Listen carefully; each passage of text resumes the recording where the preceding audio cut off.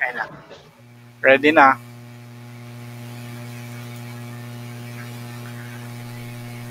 Okay. Good day, everyone. Today, our group will present about void or inexistent contracts under Chapter 9 of the Civil Code. This is prepared by VSPA HRM4B Group 17 or Week 17 Group under the guidance of Dr. Emerson Cabudo. So, this topic is very important in business law because it helps us understand what contracts are legally recognized, which ones are voids from the beginning, and why they cannot be enforced in court. By the end of this report or by the end of this chapter, you will see how these rules protect fairness, morality, and order in our society. So, before I proceed for before I proceed to the next slide, I will let me introduce our group and the members of this group. So my name is Michael R. Cabasal III. I'm Mariah Marian Onde Matubis. I'm Rochelle D. Tolosa. So yan, each of us work together to research and analyze this chapter, and we'll take turns explaining key concepts, theories, and example for better understanding. Next slide. Yan. We have target learning objectives. The first one is define void or inexistent contracts under the Civil Code. Two, identify key characteristics. And three, enumerate and explain grounds for declaring them void or in existence. Four, recognize specific instances of void or inexistent contracts. And lastly, explain their legal implications and non-ratifiability. So these objectives or learning outcomes will guide our discussion. Basically, by the end of this presentation or this chapter, should clearly know what void and inexistent contracts are, why they exist, and how they differ from the other contract types. Next slide. So, when we say void or inexistent contracts, what will you think or ano yung pumapasok sa isip mo? So, according to the next slide, under the Philippine law, void contracts are defined by provision in the Civil Code, specifically Article 1409 to 1422. So, void contracts are legally in existence and unenforceable from the very beginning. They create no rights or obligation and cannot be ratified even by mutual consent. In simple terms, kahit magkasundo ang dalawang siguro organization or parties, if the contract itself is illegal or impossible, the law will not recognize it, unlike voidable contracts, which can sometimes be corrected. Void contracts are dead from the beginning, from the start. So the first and the next slide is the core theory number one. So what is the core theory number one? The core theory number one is theory of nullity or principle of absolute nullity.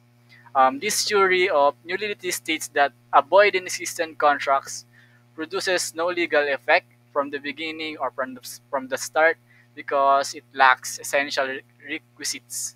It is treated as if never existed or wala, di nangyari, parang ganun. For example na lang natin, kung may nagbebenta ng lupa sa buwan, this contract is void. Why? Siyempre hindi naman mangyayari 'yun or hindi siya pwede mag-exist sa atin, di ba? Another example is if a person signs under threat or gunpoint, that agreement is void because there was no true consent. Ikaw ba magpapaano ka sa isang ganong bagay? Papatreat ka ng ganon. So, the next theory or the hindi, example muna natin. If a person enters into a contract to sell something does not exist, like a piece of land on the moon, then my example, such a contract is void because the object. And I tackled about this. So the next is core theory number two. So core theory number two is public policy theory or principle of protection of law and morality. This theory emphasizes that contracts may be void not just for technical reasons, like lack of elements, but also because they violate law, morals, public order, or public policy. So, for example, a contract to sell illegal drugs may look like a real agreement or like a real businesses or yeah, sabihin na nating pusher ganun. Money for drugs, but since it violates the law, it is automatically void. Similarly, contracts is involving human trafficking are void because they go against morality and public order. This theory shows how the law protects society from the harmful agreements. So the next slides will tackle by Matubis. To the definition and key characters. So we have the void and an existent. Um, so what does my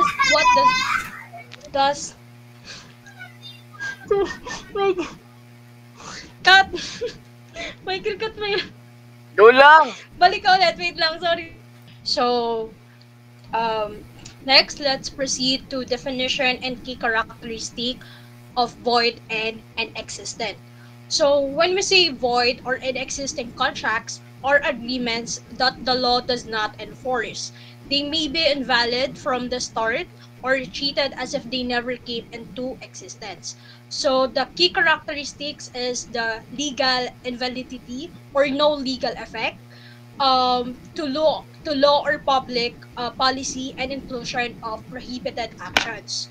So examples is yung isang kontrata na nagsasabing may magbebenta ng ipinagbabawal na droga. So, syempre dahil illegal ito, kaya wala siyang visa. And the contract to perform an impossible task na, imposible itong gawin kaya wala din siyang visa. So, how courts treat them or the consequences.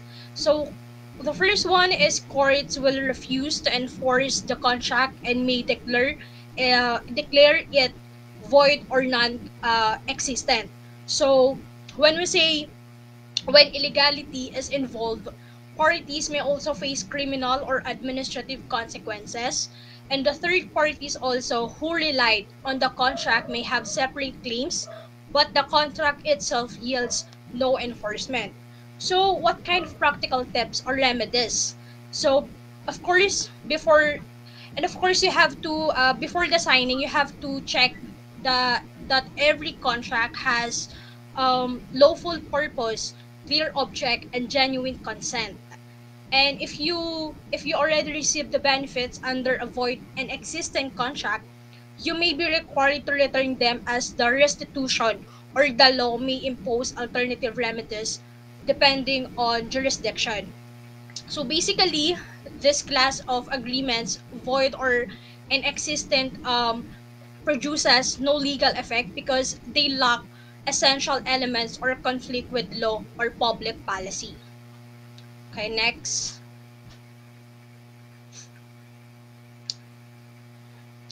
So let's proceed to inexistent contracts lacking the fundamental essentials.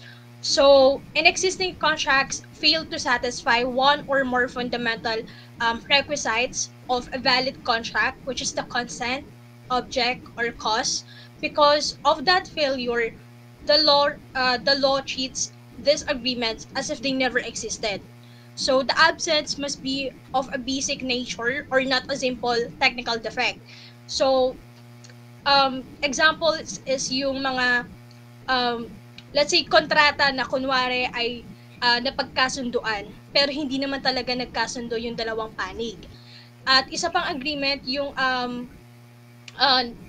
ibebenta yung isang sabihin nating painting na bibihira o mahalaga pero sa totoo hindi naman talaga siya nag-e-exist.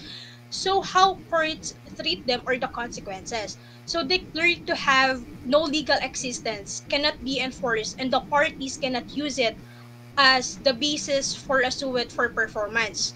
So if the lack of essentials was due to fraud, the fraudulent party may be exposed beyond mere nullity.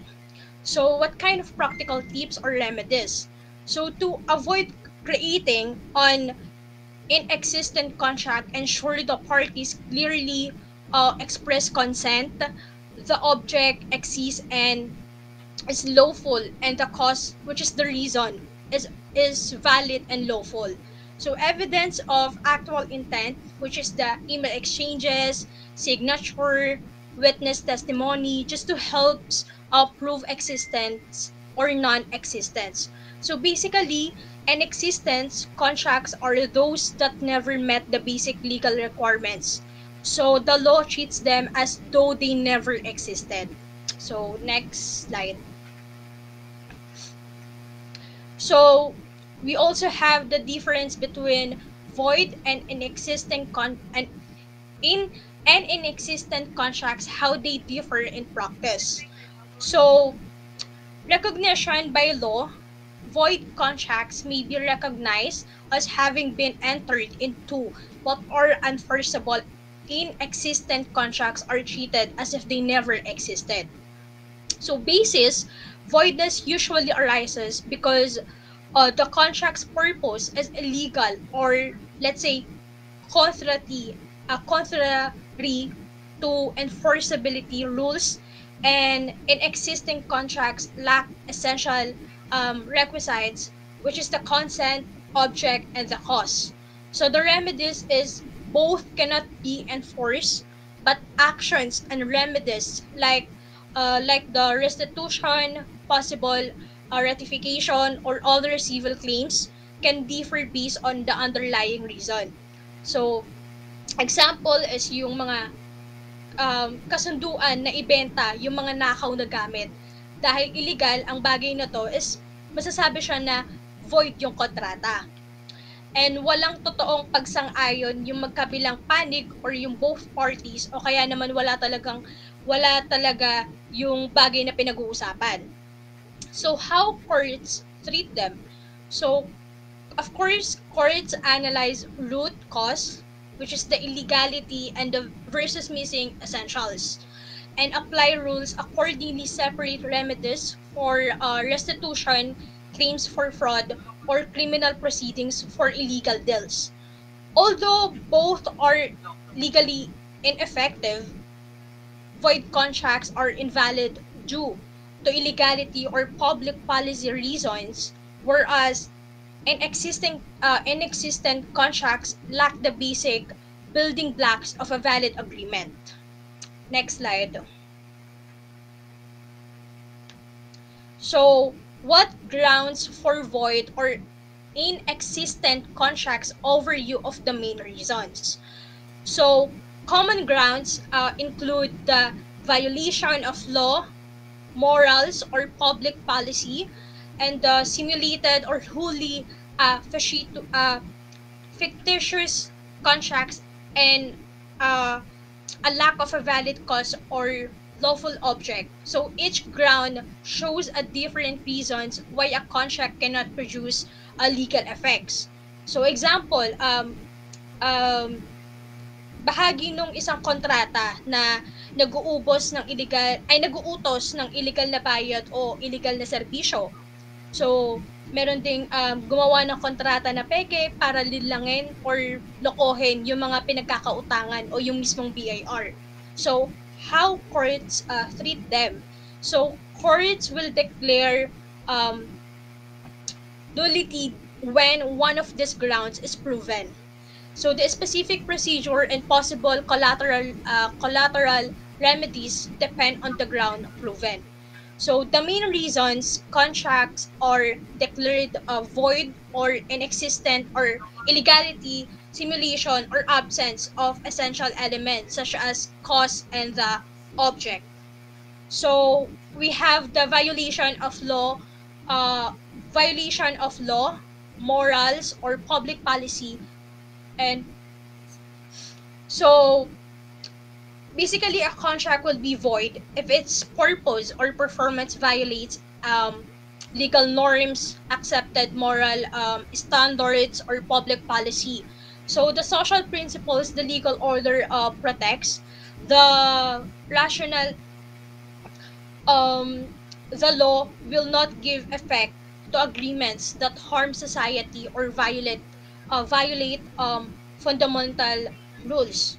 So, examples is yung kontrata para magbigay ng suhol sa isang opisyal ng gobyerno. So, meron din dito na kontrata sa pagpapatayo ng mga gusali na nilalabag yung mga safety code at nilalagay sa panganib yung yung ibang tao. So, how courts treat them or the consequences. So, such contracts are void and unenforceable. So, courts will refuse to help a party who asks to enforce an illegal bargain. So, the clean hands principle. So, the clean hands principle. So, for the criminal or administrative sanctions, may apply civil remedies like restitution may be limited. So, courts sometimes refuse to help party recover benefits that stem from illegality. So, next slide. So, we have the completely simulated or fictitious contracts, motives, and proof. So, sinasabi dito na a simulated contract is one that appears to create legal rights and obligations, but in truth, the parties did not intend it to have that effect. So it's a sham used to deceive third parties, which is the hide the actual transactions or avoid legal duties. This is absolutely simulation, which is no real agreement, and relative simulation parties hide the real agreement. So example, gumawa ng isang peking kontrata ng PPWA. bentahan para itago yung tunay na transaksyon o ari-arian sa pinagkakautangan. And meron din isang example yung kunyari kontrata na kunwari lang ginawa para makumpleto yung mga requirements, pero iba pala talaga yung tunay nilang Hangarin. let's say napagkasunduan. So definitely courts will look behind form to substance. If simulation is proven, courts void the sham and may cheat the real hidden agreements according to law or impose sanctions for fraud.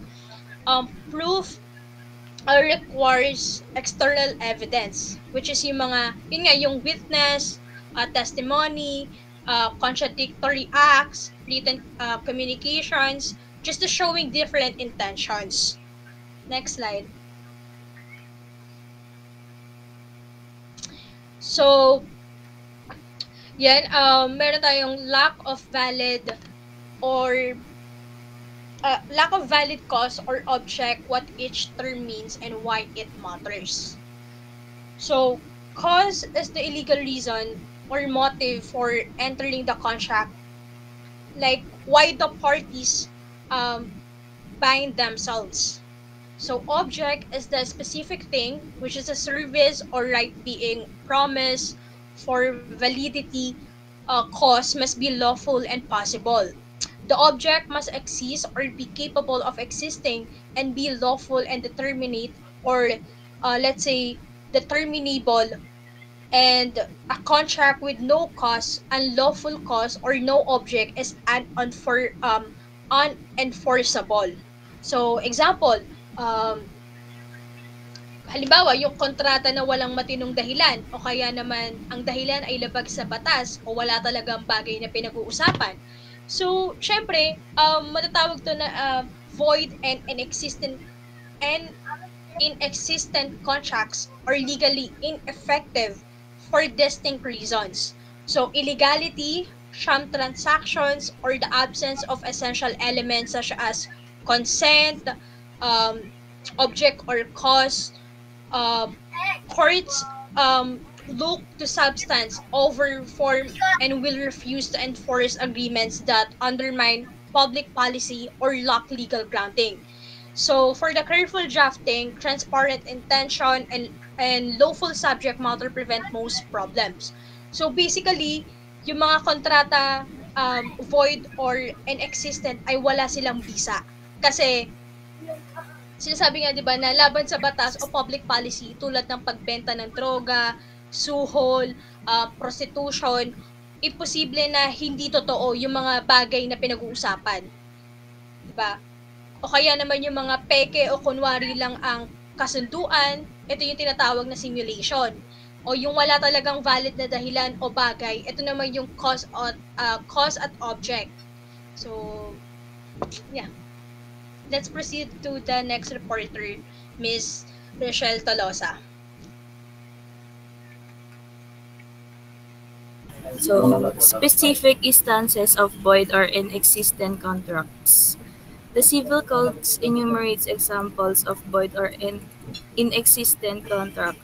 These include contracts where the object is outside the commerce of men, contracts that are absolutely simulated or fictitious, contracts that are expressly prohibited by law, and contracts with objects that are impossible to fulfill. So, to make it short, sinasabi dito na ito yung contract na walang void and no legal effect. Example, absolutely simulated or fictitious contracts. Ito yung mga kontratang kunwari lang pero wala talagang intensyong ipatupad like yung fake na deed of sale ng lupa para ilipat sa ibang pangalan para iwasan yung buwis o dayain ang mga tagapagmana. Next slide. Legal implication and non-ratifiability. The most significant implication of a void or inexistent contract is that it produces that no legal effect whatsoever. Since these contracts are null from the beginning, they cannot be ratified or made valid even if both parties later agree to its term. So, sa legal implication, ito yung yung possible effects or consequence under the law of something that a person does or doesn't do.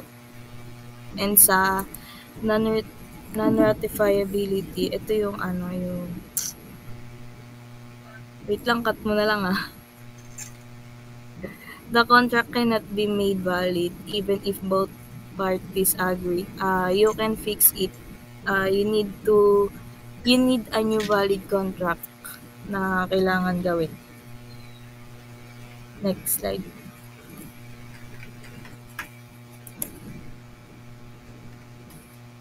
So, ako muna. Wait lang.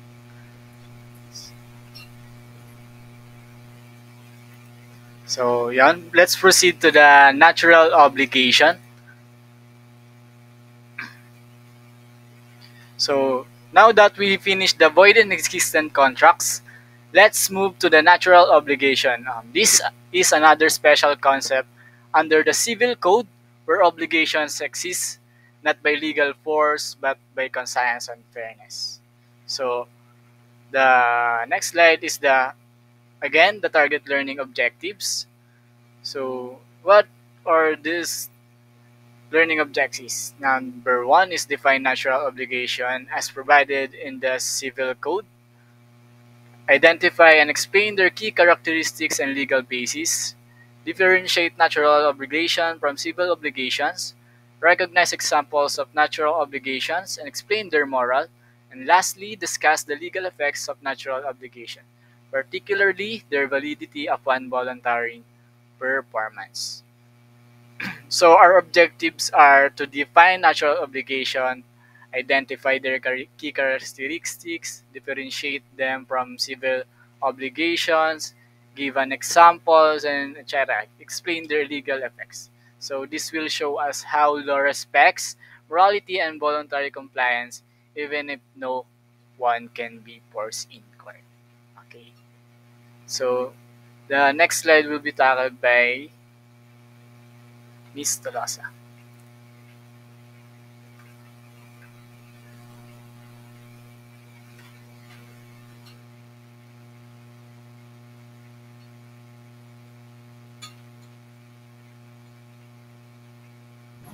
So, let's proceed to natural obligations. Next slide ako. What is natural obligations? Meron pa yan? Ay. Natural obligations are obligations that cannot be enforced in court but are still recognized by law as having moral or equitable grounds. In simple terms, dito means you cannot force someone to do it through court, but once they choose to do it voluntarily, it can be taken back. For example, binayaran mo yung utang ng kapatid mo kahit hindi mo naman obligasyon to. So yung yung ginawa mo, yun, kusang loob. Hindi mo na it can be taken back once paid. Next.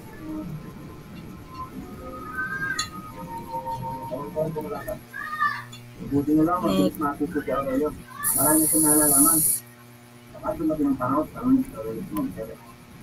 Yan ang nagkasama ko. Ayun. Siguro, Dr.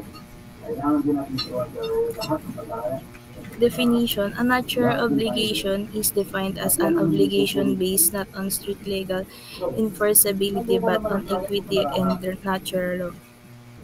It arises when the law denies an action to demand its performance, yet it considers the performance valid and irrevocable if voluntarily fulfilled by the obligor. Hindi masulit.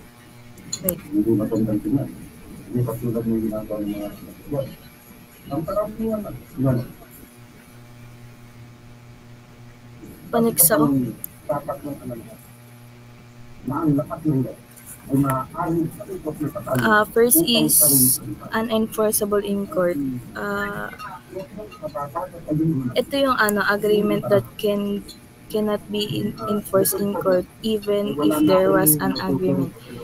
Example, you and someone agreed to sell land but didn't write it down. So if a problem comes up, the court won't accept it because hindi siya nakasulat. So hindi mo mapo-force na legal ito. Second is voluntary performance.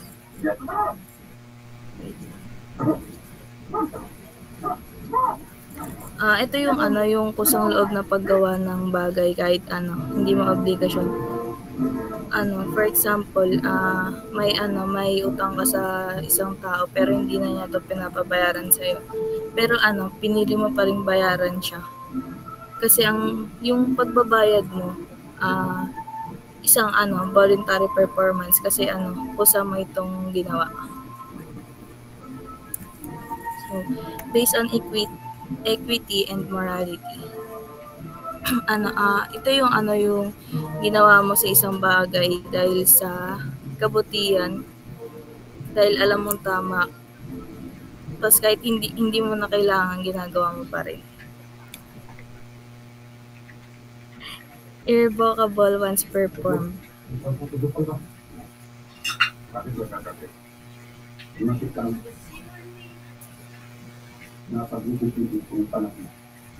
Ito yung yung hindi mo na pwedeng bawiin sa yung yung bagay na ginawa mo. For example, kahit nag-donate ka ng tulong sa tao, kahit di ka naman obligado, hindi mo na pwedeng bawiin yun o kunin pabalik yung yung tulong na binigay mo. Next. Key characteristics. Natural obligations have several important characteristics. They are unenforceable in court, meaning creditors cannot sue to compel payment or compliance. Hindi na sinasabi ng hindi sa tatlo. May dahilan kung bakit hindi.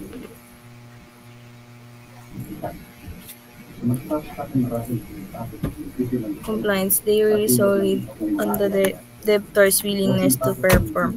However, once fulfilled, the debtor cannot demand restitution since the performance is deemed valid and binding.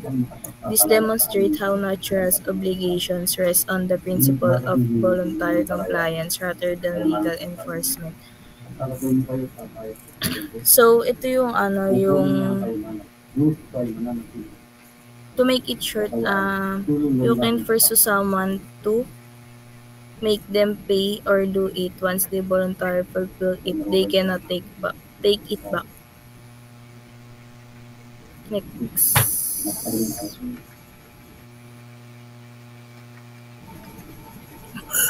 So yun, thank you Rochelle Tolasa for your understanding in the natural obligations. So let's proceed to the legal basis of natural obligation. So the Civil Code of the Philippines so provides the foundation for natural obligations under specific provisions. For example,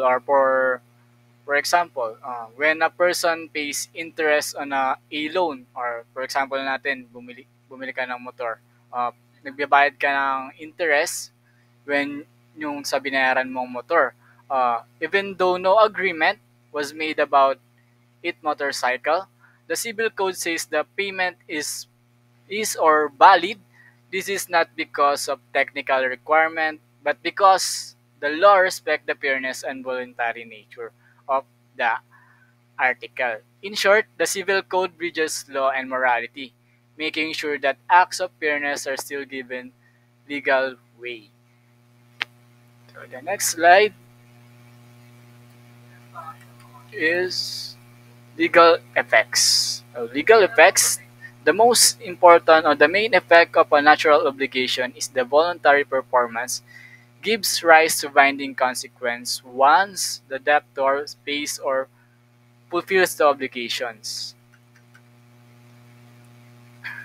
For example, if a minor signs a contract without parental consent, because minor, when you sign a contract, dapat nasa tamang edad ka na. So it is not legally enforceable. But when that person turns 18 and decides to voluntarily pay the debt, the law will respect it. He cannot later say, hindi naman ako pwedeng pilitin nun. Balik mo pera ko. Once given, it stays with the creditor. This shows how the law balances freedom of choices with fairness and in transactions. So next slide. Example of natural obligations. Let us now look at specific examples to make natural obligation easier to understand. First, the payment of a prescribed debt. If someone owes, example na natin, 10,000, but the creditor fails to collect within the legal prescriptive period or the deadline ng bayaran, is now longer legally demandable. Pero, if the debtor still pays it voluntarily, the creditor has the right to keep the money and the debtor cannot ask it for back. Baga hindi na refundable. So the second is a minor fulfilling a contract after reaching legal age. So, sabi ko nga kanina, 70 years old, sign a contract to buy a second-hand motorcycle without parental consent.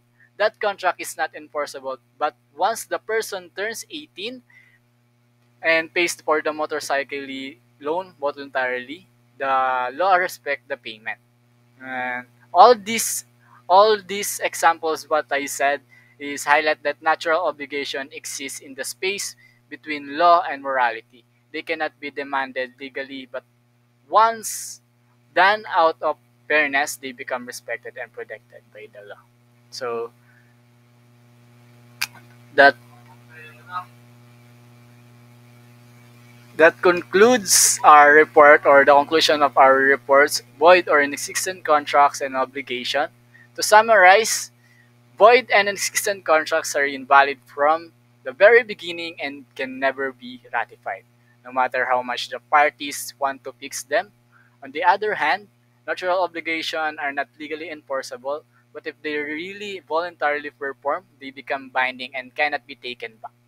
Together, this concept shows that law is not only about enforcing rules but also about respecting morality, fairness, and equity. So, let's proceed to the question and answer. Ah, Number one. Lahat tayo sasagot dito ah. Okay? So, the number one, what is the main difference between a void contract and an inexistent contract? Kahit ano na brief na lang. For you, my or Miss Matubis.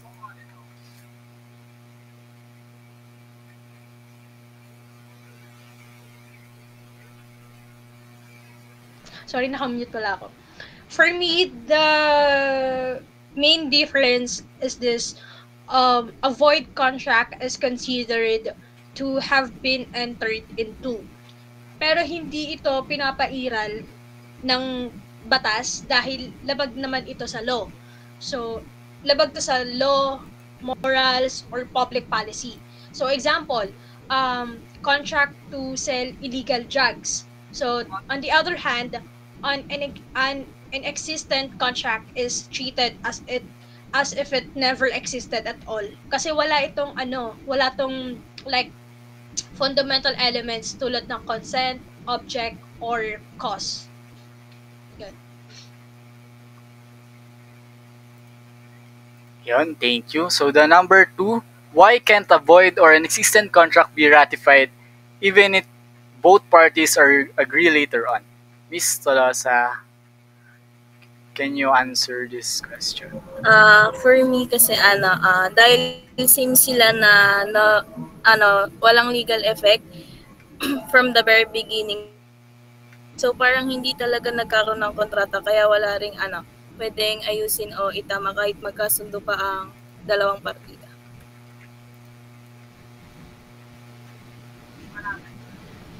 So, the number three, the number three,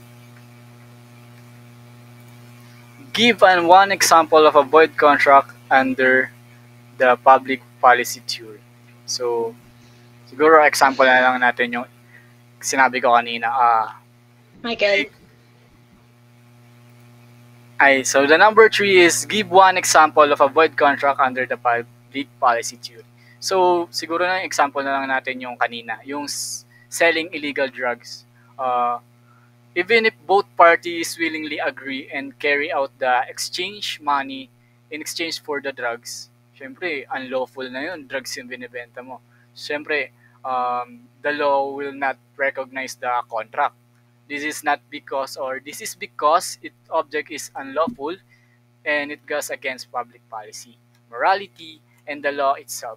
In other words, kahit magkasundo ang dalawang organization or dalawang parties, the agreement is invalid from the very beginning since it promotes an illegal act or illegal drugs. So the number 4 is, what is the key legal effect of a natural obligation once it is voluntarily performed? My. Ako, the key effect of natural obligations is that like once performed voluntarily, tulad ng sinabi ni Tolosa kanina na in-explain niya. So is that it becomes binding. So meaning it cannot be taken back. And naturally obligations siya are not enforceable by law at first. But if someone chooses to fulfill it freely, the law respects that act.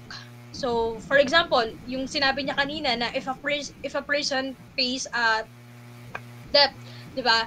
That has already prescribed or expired. Hindi na siya pwedeng bawiin kasi it was voluntarily performed. So, the principle is voluntarily fulfillment of a moral duty creates a valid legal effect. Yun. Okay, thank you. So the last question is for us, in your opinion, which is more important to society? Voiding contracts that violate law, morality, or recognize natural obligations perform voluntarily, and why? Um, siguro ako sa akin na magsisimula. So,